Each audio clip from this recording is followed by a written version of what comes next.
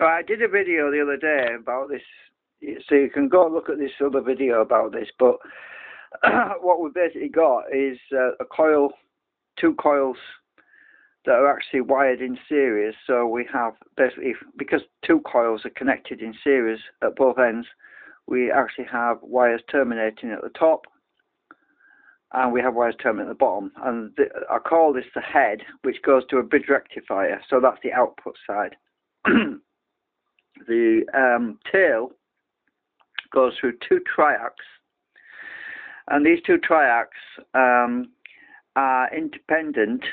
They're connected relative to each terminal coming out from the load factor, because obviously when there's a load on the bridge rectifier, it creates a loading factor on this terminal, and we have a trimmer on here, and the trimmer will adjust the gate trigger point of the triac, and when that triac and these but when both triacs are triggered by the load, it sends a pulse back through to another coil.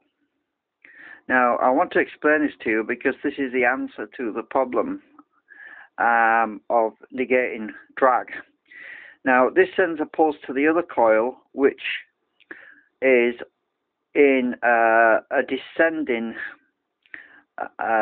cycle of a pulse, but it's on a different coil, but it's the same pole on a different rotor magnet, but they're all connected together. Now to explain this simply, try to make this really, really easy to understand.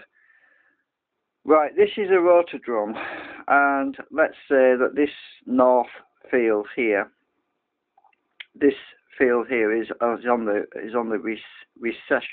is receding. So the rotor drum is actually traveling in this direction. So this is receding, which means that the peak, the top dead center, was about here somewhere.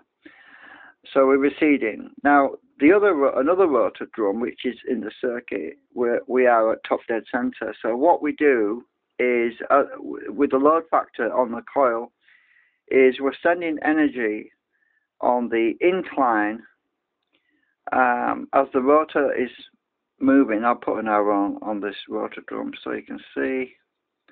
So the rotor drum is advancing, and at the top dead center point we have our coil energized. If you remember the previous diagram, this particular coil is connected to the triac, and the triac is then triggered, and once it's triggered, it basically is sending an opposing field.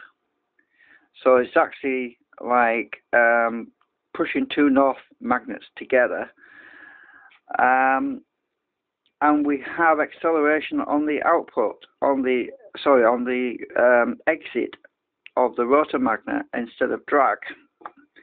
So, and it also gains our output. So our output is also boosted because we have two north fields opposing, pressing against the coil on both, each end. So we actually have more output. Instead of subtracting energy from the coils, we are actually adding to the coils. So anyway, I wanted to explain that. If you have any questions, just message me about it, because I'm trying to keep this very short, because this is what I've been thinking about for the past month or so, and I'm building a circuit at the moment, and I'm pretty sure you'll be quite impressed by what it does, because these triacs basically turn themselves off anyway once the field collapses. When the voltage across the triac drops to the other half cycle, the triac automatically turns itself off until it's triggered again by the gate, as you know.